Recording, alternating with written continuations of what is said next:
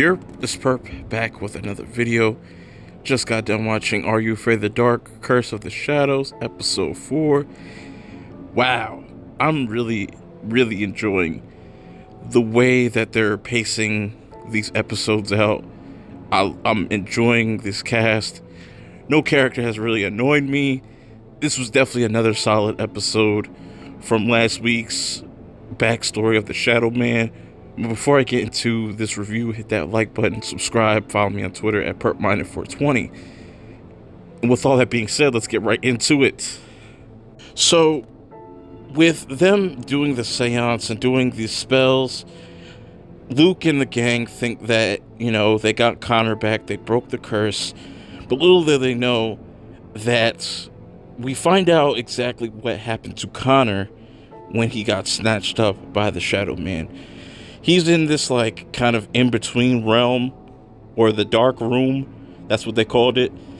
He's not dead. He's just, his spirit is trapped in this other dimension, or whatever you want to call it. And whatever Luke read out that book, it kind of did something to Connor's character. As far as something got attached to it. You don't know exactly what that is until later on. But Luke and the rest of the gang try to figure out what is going on with Connor. His eyes are like dilated, or his pupils are huge as fuck. Like he just was tripping off something. He was just kind of out of it. You should automatically know off rip that something was wrong with him. But, you know, they just thinking like this is just Connor and he's just been through some stuff, and this is normal. They're just gonna have to wait it out. So one of them has to stay back and skip school, while everybody else has to go back to school. So Gabby volunteers to kind of, you know, watch over Connor while they're at school. Now, while the gang's at school, they kind of forget exactly what they have to do. Like, you know, they forget that they are kids and they have responsibilities at school. Like Jay, he had to pretty much put together the dance and whatnot.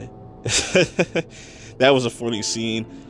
It was interesting too to see Luke and Hannah kind of get closer. I like the unique way that they did that, because Luke was supposed to present a project but completely forgot about it because he was caught up doing other things. So this is where Hannah comes in and kind of saves his ass, and by telling the teacher that they worked on this project together. This was a really creative way to get them to hold hands. Them holding hands made this light bulb, or this flashlight, go off. Even the teacher recognized, like, oh, talk about electricity. That was really fun. But they definitely gotten a lot closer in this episode, and I think they're really gonna just wait until the last episode for them to kiss or whatever the hell. So back at the house, at Connor's house, Gabby is there still studying and stuff, you know, because she takes her academics really serious. Meanwhile, Connor is kind of going through this kind of transition, if you want to call it that, and you kind of find out that he is the Shadow Man. That's not really Connor. And this is where things get really interesting, because now the Shadow Man kind of comes up with this plan to lure the kids, or the Midnight Society, out into the open so he could take them one by one.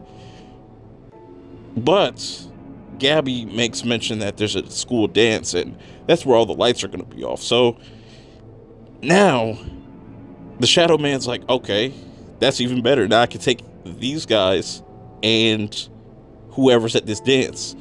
So Shadow Man Connor almost blew up his spot, which should have been a red flag for Gabby, because the way he was kind of forcing her to try to go there, that would have been an automatic red flag for me. I was like, okay, there's something up with you. But she doesn't find out until later on in the episode, when they get to the dance, that this is the Shadow Man.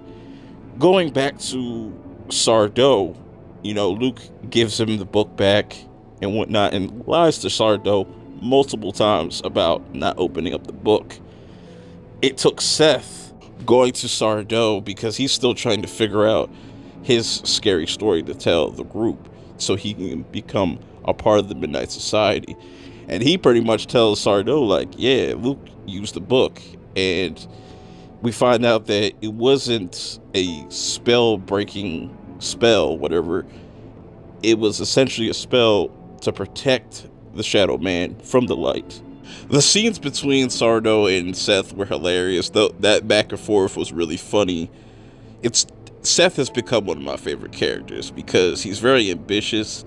He wants to be a part of a group. Same thing with Jay. You know, we kind of get more insight on his character, how, you know, he looks up to Luke. He looks at him as a brave person, that he has a lot of courage. So we're at this dance now, and things are just seeming normal until Shadow Man Connor shows up and Gabby shows up. Locks Gabby into this janitor's closet, because Gabby realizes, like, this is not the real Connor. The real Connor wouldn't like this, wouldn't like that. He would know this and know that. She gets herself caught up. Now, this was a really creative way because Sardo and Seth show up to the school trying to, you know, get them away from the Shadow Man, you know, because that's going to be really dangerous for everybody. So then Sardo just kind of makes his own magic show, which was hilarious how that played out. So he uses this opportunity to help get the kids away from the Shadow Man. Now, I'm wondering in the next episode what Sardo's going to say to these kids, especially Luke, for him lying about using the book. We're just going to wait till next week for that. Now, you got Luke and the group running away from the Shadow Man. They get caught up in this classroom. They don't really know what to do at this point, and this is where Jay's whole comic book predict the future thing comes into play. And Jay makes this weird look on his face, like he realizes he has to do something. He has to make this ultimate sacrifice because he is the human shield. I really liked how this whole episode, you know, ended off with Jay kind of sacrificing himself so the rest of them can get away and figure out how they can get rid of the Shadow Man.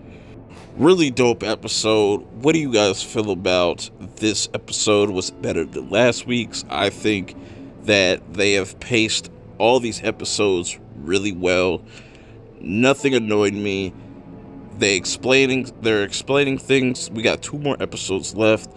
Let me know your speculations for the last 2 episodes. How do you guys think this is going to end? Because I did not expect it to go in this direction. But until next week for episode 5, I will see y'all later. Peace.